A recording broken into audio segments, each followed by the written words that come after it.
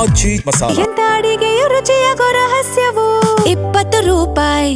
ರಸ್ತೆ ಕಾಮಗಾರಿ ನಾಮಫಲಕ ಅಳವಡಿಸದೆ ನಿರ್ಲಕ್ಷ್ಯ ತೋರಲಾಗಿದೆ. ರಸ್ತೆ ಕಾಮಗಾರಿ ನಿರ್ಲಕ್ಷ್ಯಕ್ಕೆ ಕಾರು ನದಿಗೆ ಬಿದ್ದಿದೆ. ಗಲಗಲಿ ರಬಕವಿ ಗ್ರಾಮದ ಮಧ್ಯೆ ನಡೆದಿರುವಂತಹ ಘಟನೆ ಇದು. ಬಾಗಲಕೋಟೆಯ ಬೀಳಗಿ ತಾಲೂಕಿನ ಗಲಗಲಿ ಗ್ರಾಮ. ಕಾರಿನ ಬಾಗಿಲು ಒದ್ದು ಚಾಲಕ ಹೊರಬಂದಿದ್ದಾರೆ.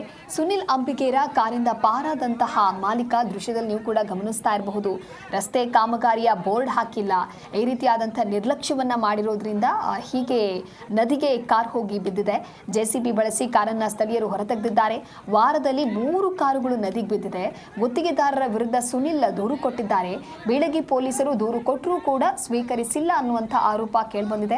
ಇನ್ನು ಪೊಲೀಸರು ಯಾವ ರೀತಿಯಾಗಿ ಜವಾಬ್ದಾರಿಯುತ ಕೆಲಸವನ್ನ ಮಾಡ್ತಾ ಇದ್ದಾರೆ ಅಂತ ಹೇಳಿ ಇದರಲ್ಲೇ ಲೆಕ್ಕ ಹಾಕಬೇಕಾಗತ್ತೆ.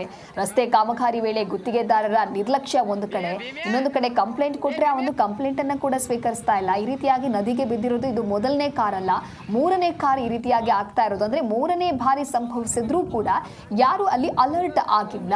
ರಸ್ತೆ ಕಾಮಗಾರಿ ನಡೀತಾ ಇದೆ, ಯಾವುದೇ ಸೂಚನಾ ನಾಮಫಲಕ ಇಲ್ಲ, ಬೋರ್ಡ್ ಇಲ್ಲ ಅಂತ ಹೇಳಿದ್ರೆ ಹೋಗುವಂತಹ ವಾಹನ ಸವಾರರಿಗೆ ಗೊತ್ತಾಗಿರೋದಿಲ್ಲ, ಹೋಗ್ತಾ ಇರ್ತಾರೆ. ಆದ್ರೆ ಈ ರೀತಿಯಾದಂತಹ ಎಡವಟ್ಟುಗಳು ಸಮಸ್ಯೆಗಳಾಗುತ್ತೆ. ಕೋಲೂರು ಗ್ರಾಮದ ನಿವಾಸಿ ಸುನಿಲ್ ಅಂಬಿಗೇರ ಅವರು ಕೋಲೂರು ಗ್ರಾಮಕ್ಕೆ ತೆರಳುತ್ತಾ ಇದ್ದಂತಹ ವೇಳೆ ಕಾರು ನಿಯಂತ್ರಣ ತಪ್ಪಿ ಕೃಷ್ಣಾ ನದಿಗೆ ಬಿದ್ದಿದೆ. ಅದೃಷ್ಟವಶಾತ್ ಸುನಿಲ್ ಅಂಬಿಗೇರ ಪ್ರಾಣಾಪಾಯದಿಂದ ಪಾರಾಗಿದ್ದಾರೆ. ಕಾರಿನ ಬಾಗಿಲನ್ನ ಒದ್ದು ಹೊರಬಂದು ಈಜಿ ದಡ ಸೇರಿದ್ದಾರೆ. ಒಂದು ವೇಳೆ ಅವರಿಗೆ ಈಜು ಬರ್ತಾ ಇರಲಿಲ್ಲ ಅಂತ ಹೇಳಿದ್ರೆ ಬಹಳಷ್ಟು ಕಷ್ಟ ಆಗ್ತಾ ಇತ್ತು. ಸ್ಥಳೀಯ ಮೀನುಗಾರರು ಹಾಗೆ ಸಾರ್ವಜನಿಕರು ಕೂಡ ಆ ಯುವಕನನ್ನ ಹೋಗಿ ರಕ್ಷಣೆ ಮಾಡಿದ್ದಾರೆ. ನಂತರ ಸ್ಥಳೀಯರು ಜೆಸಿಬಿ ಬಳಸಿ ನದಿಗೆ ಬಿದ್ದಿದ್ದ ಕಾರನ್ನ ಹೊರತೆಗೆದಿದ್ದಾರೆ. ಬೀಳಗಿ ಪೊಲೀಸರು ದೂರು ಸ್ವೀಕರಿಸಿಲ್ಲ ಎನ್ನುವಂತಹ ಆರೋಪ ಕೂಡ ಕೇಳಿಬಂದಿದೆ. ಯಾರಿಗಾದ್ರೂ ಆ ಸಂದರ್ಭದಲ್ಲಿ ಏನಾದರೂ ಹೆಚ್ಚು ಕಮ್ಮಿ ಆದರೆ ಆಗ ಹೊಣೆ ಹೊರುವರು ಯಾರು ಅನ್ನುವಂಥ ಪ್ರಶ್ನೆ ಮೂಡಿದೆ.